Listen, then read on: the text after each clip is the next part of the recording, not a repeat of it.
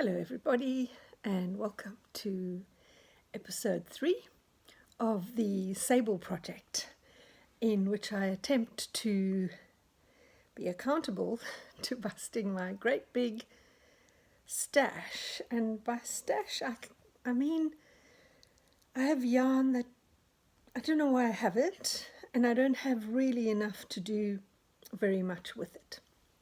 So before I begin, I want to do that. What is that? Is it from Alice in Wonderland? I'm late. I'm so very late.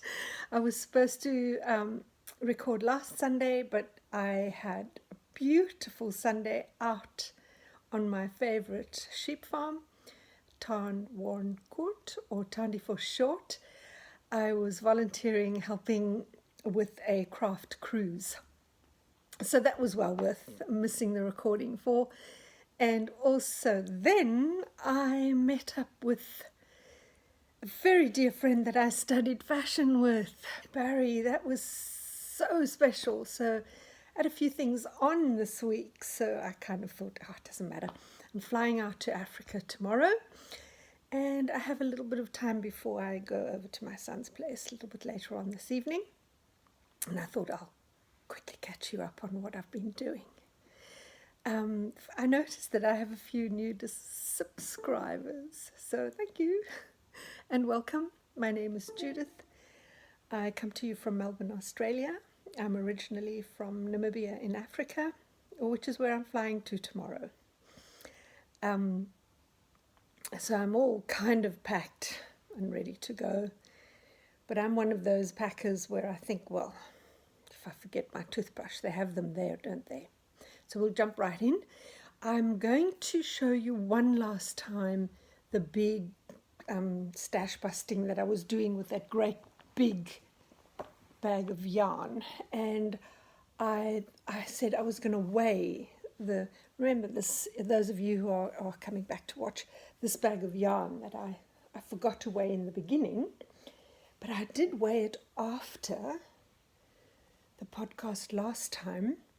And it weighed 1.190 kilograms. It now weighs 530. And you know who's responsible for that.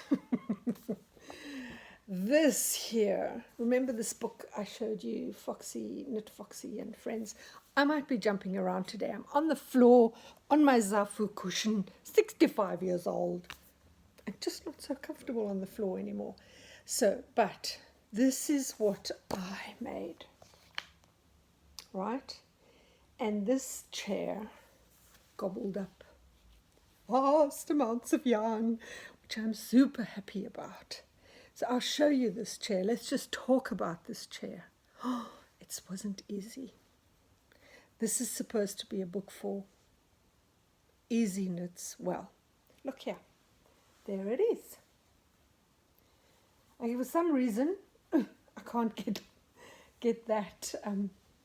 But basically, what I did was, I'll tell you what. You knit the base, and then you knit all of this and this and this right down to there.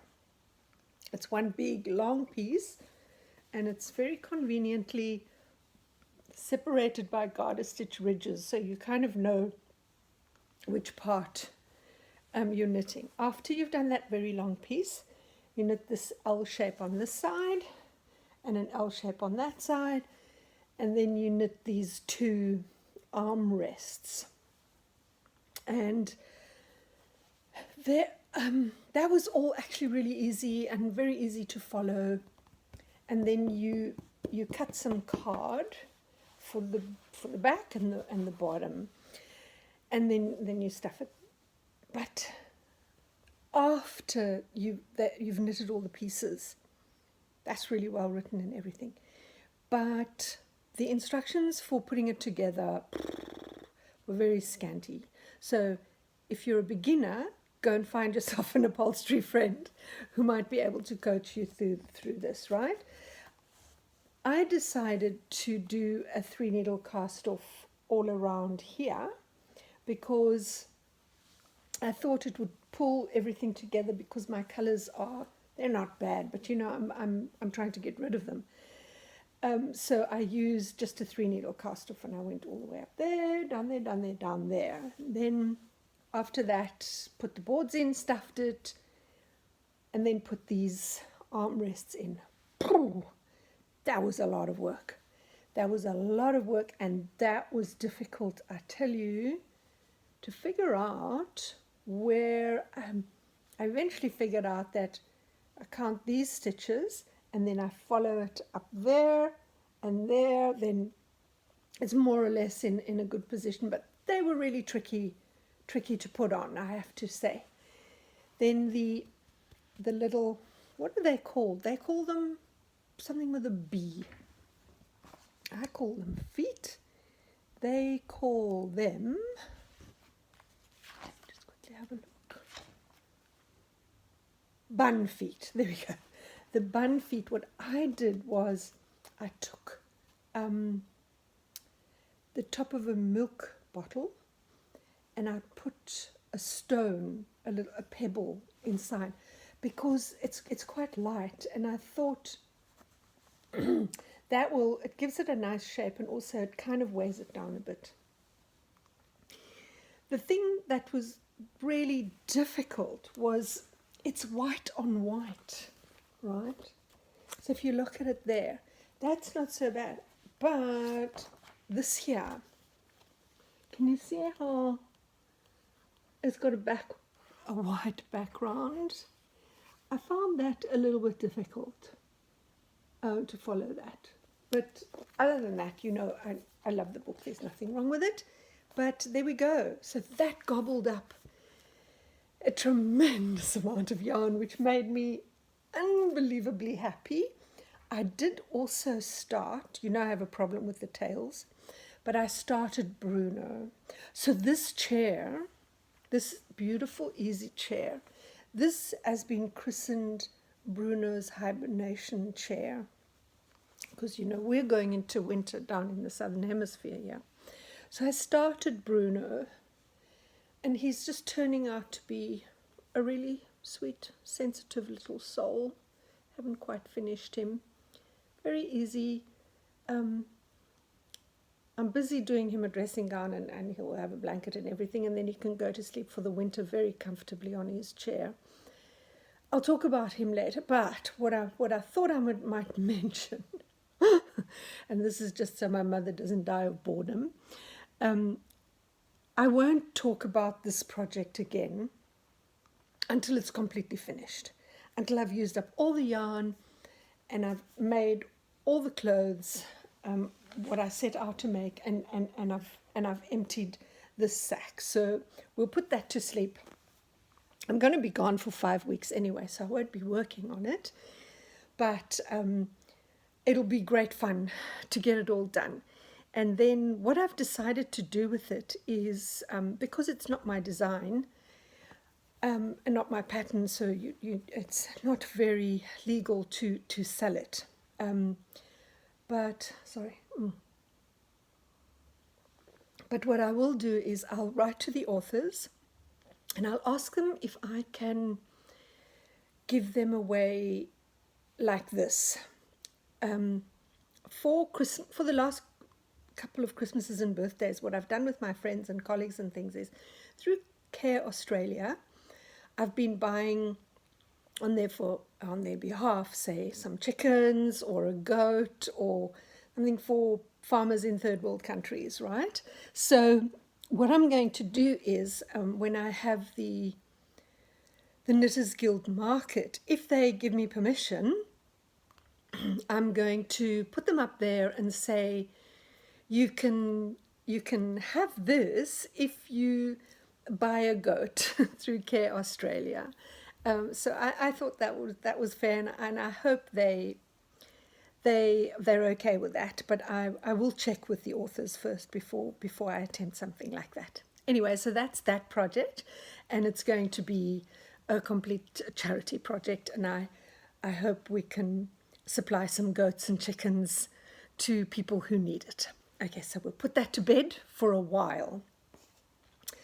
Then I have finished another project which was also a stash buster. Let me just take all these things off here, because I'll show you something in a minute. So it's this little pattern that we have in our shop that I think is just darling, and it's a brilliant pattern for a beginner. I've had quite a few new mothers in who are learning to knit, and they've been knitting this little vest for their babies. It's very sweet. You know how I feel about beige, but anyway. I must read to you out of the beige book one day. I will. Anyway, so that's the pattern that let me see, it's a Peyton's pattern. Can you see the number there? I don't have my glasses on, just in case you're interested in it. I think it's a darling little pattern, and it's nice for kind of cross seasonal. Anyway, so this is I can't work 100% in beige, so this is my version of it. I think I made the 6-month-old, and with little buttons. And so I thought I talked about buttons a few times, and I wanted to show you how these buttons are standing proud. Remember, we were talking about shanks, and so how the piece of fabric, the buttonhole fabric, can actually sit in under that, and it won't open up. I've got one more button to do, but I just wanted to show you quickly the yarn when I said split the plies. So I'll show you the yarn that I used. I used this color was Pepin 8, an 8-ply, 100% Australian fine merino superwash. It's a beautiful, soft, lovely, squishy. We sell bucket loads of it for children's wear. And then this yarn is super special. It's the white gum wool from Tasmania. It's a certified eco yarn. This lady farms her herds in an ecological way and in a familial way, so the sheep stay in their family groups. And if you want to read about it, you're welcome to go. She has a website. It's whitegumwool.com.au from Tasmania. Also a very lovely, soft, beautiful merino, ethical superfine merino from Tasmania's Midlands, or Midlands as they say in the United States. So what I'm going to do is I'm going to show you what I do.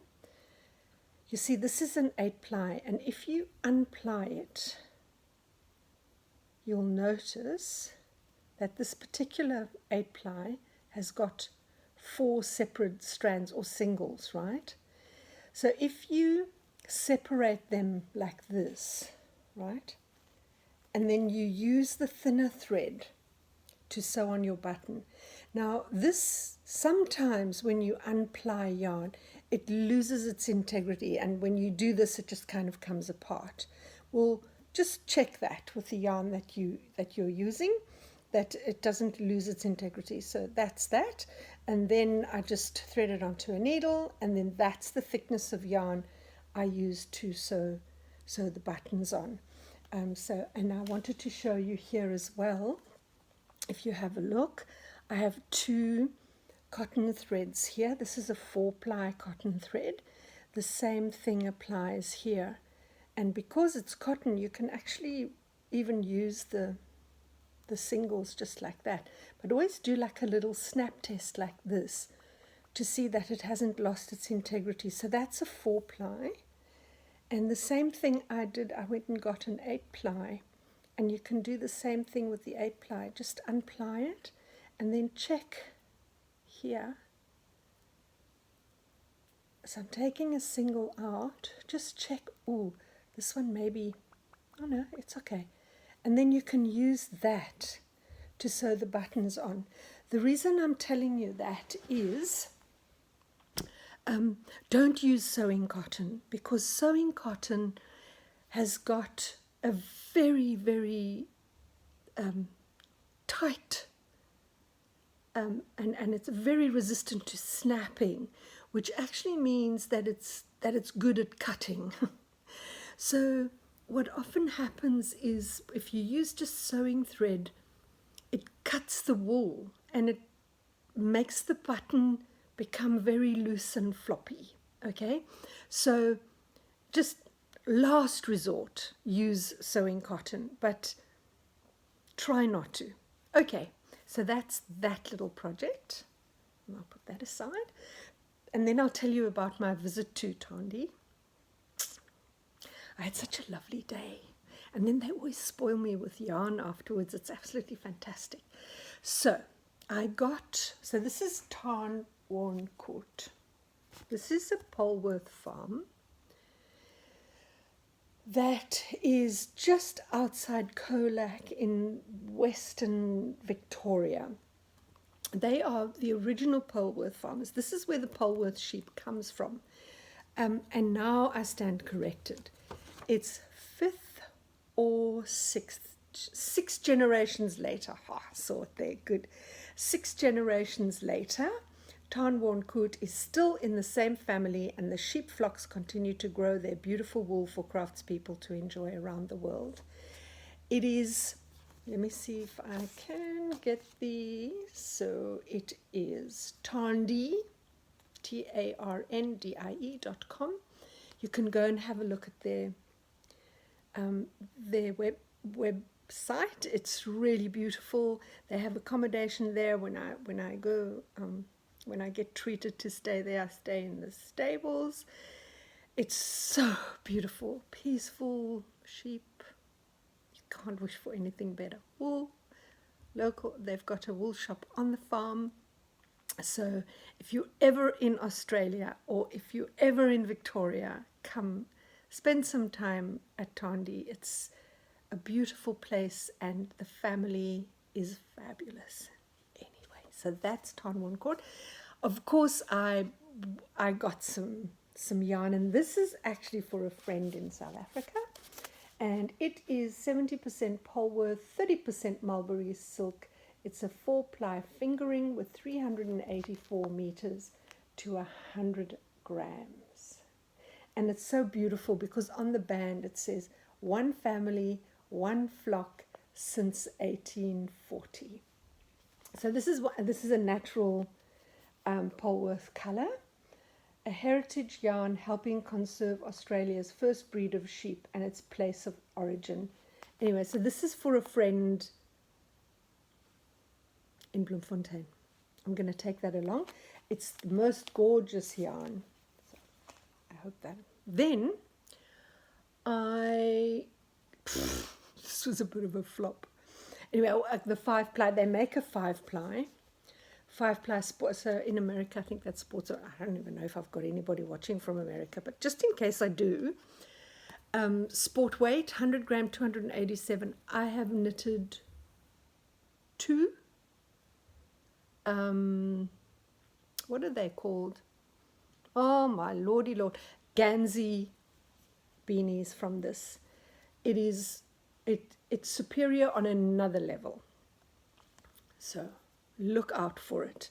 They will be at Bendigo Wool Shop, Wool Festival, Sheep and Wool Festival. So have a look in the 5-ply. Beautiful. And then I'll just throw 2 stories together.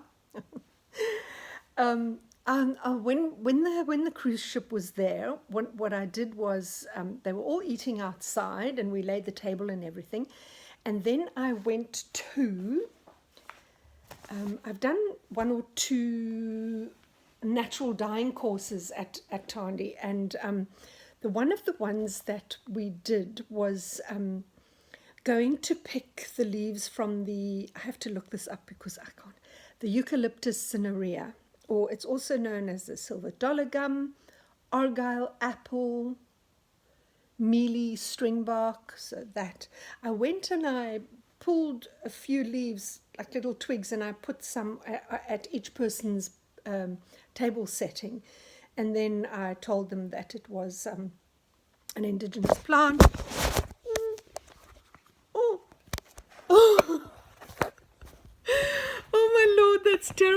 know what's worse is I don't know how to get rid of that. I'm so sorry. You'll have to have taken a little tumble with me. Apologies. Maybe one day I'll learn to edit things like that out, but right now is not the time. Anyway, so back to the story. But they didn't take it along to the ship when they returned. So I don't know. I thought they would gather it up and then maybe have a little experiment on board ship. But you never know if these things are allowed. Blah, blah, blah, blah, blah.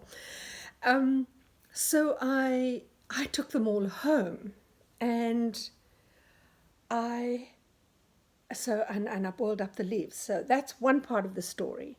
The other part of the story is there's a distribution company in Australia called Prestige Yarns, and he's come up with some 100-gram hanks that you can dye. And I got a sock yarn, and then another. They're all 100% Australian wool, and the sock yarn has got a 20% polyamide. I've left that, but I took the one which is called Kaura, 100% Australian superwash 4-ply, 100 grams, 350 meters, and I dyed it with the Cineraria leaves. Okay, so what I did was, I'll just open it up for you. I wanted to show the depth of color that you can get from the Cineraria leaves, right? The last time I did it, I got darker than that. I don't know why, but anyway, maybe the leaves weren't in the mood.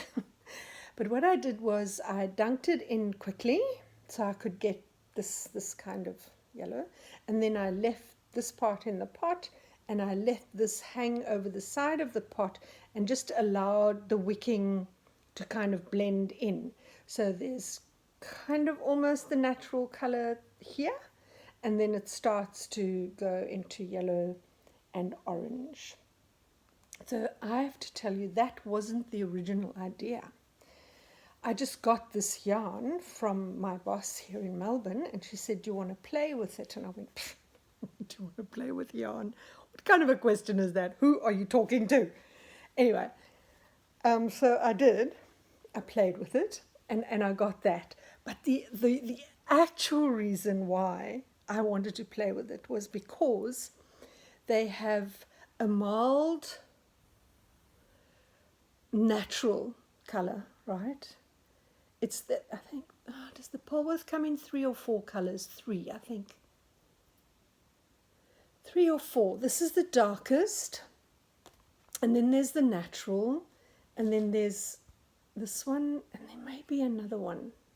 I can't remember now, and my stuff's all over there, and you don't want to see me get up off this cushion.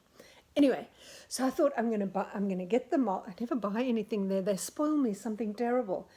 I'm going to get this mild one, and I'm going to put it in the Cineraria pot, right? And I was hoping for like a dark burnt orange. Sort of like that. But it didn't work. It didn't quite work. It's kind of there, here and there. I wanted that kind of a color, And that, I have to tell you, two reasons I think why it didn't work. Nothing happened there at all. Where was that yarn? I didn't put it outside. Anyway, I think the reason it didn't work, first of all, I don't know what I'm doing. That's probably, not again, Judith, behave yourself. I keep pulling the strand here. Like this. And the other reason is I think I might have put a little bit too much water in the pot. So this has turned out a bit of a disappointment and a tad ugly, but anyway, I'm going to roll with it. Might use it for color work. Like use a dark background and then just use this for color work, and it might come out okay. All right. That's it for that stuff. Now, for the future. I'm having a disastrous day. I just hope I don't pull that thread again. For the future, okay, so because I'm flying, I'm going to be taking this yarn along, which I got from Yaline. I'm going to take that along for a pair of socks. And then also I bought this when I was in England last year or the year before, I can't remember. It's, let's see if I can find the little slip. I should have taken it out, shouldn't I have? It's from, here we go. It's from the Wensleydale Long Wool Sheep Shop in Leyburn in north of England. Now, so I went in there and I bought the kit to knit that cowl.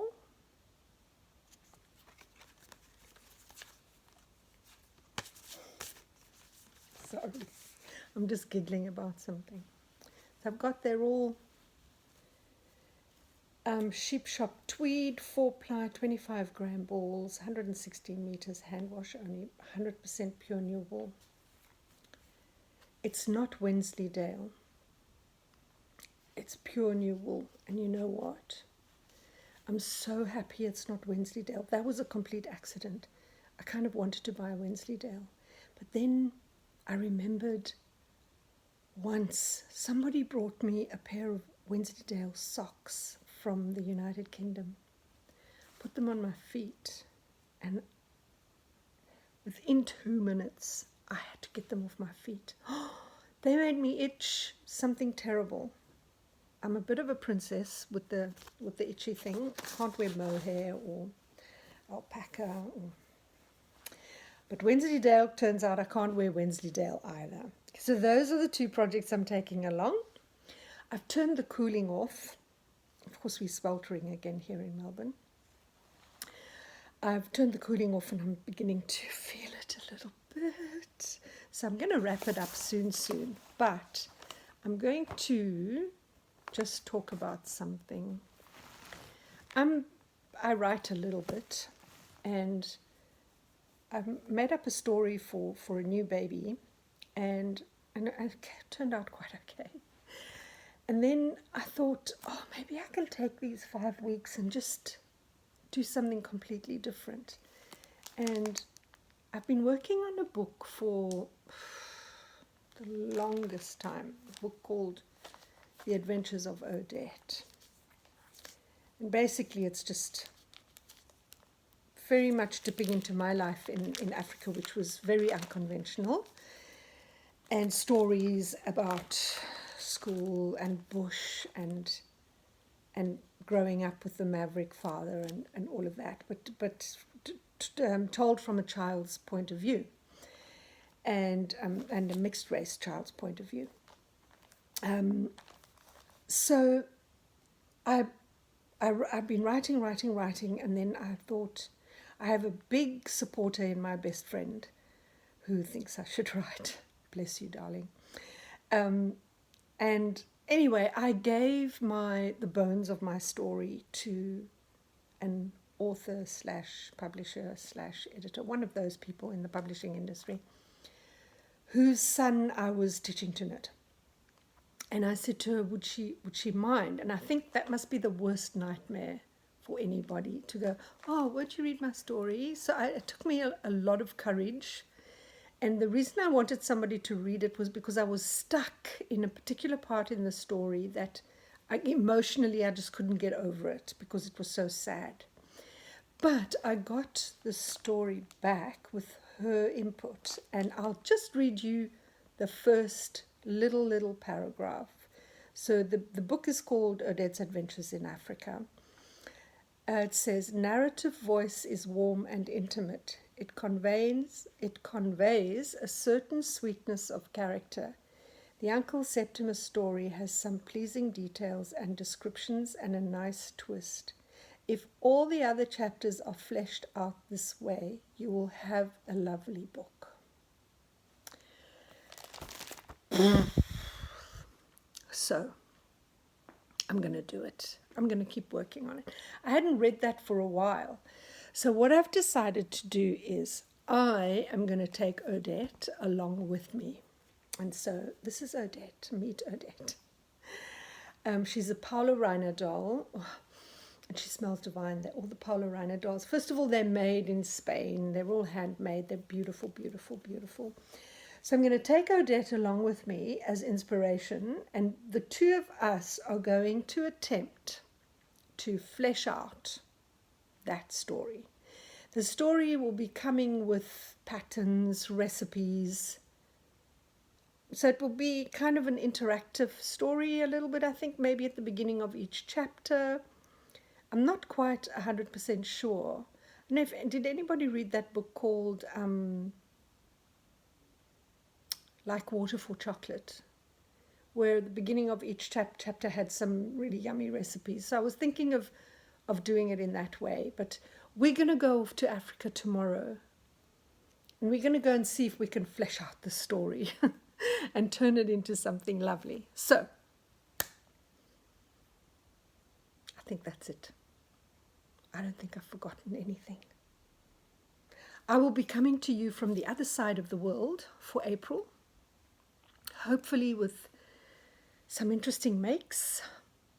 I'm hoping to go to the Cape Town Yarn Festival. I'm not 100% sure I can swing it, but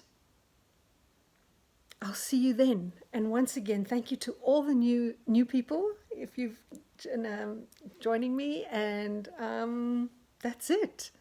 I will see you in 4 weeks' time. Look after yourselves. Do lots of crafting. Mwah.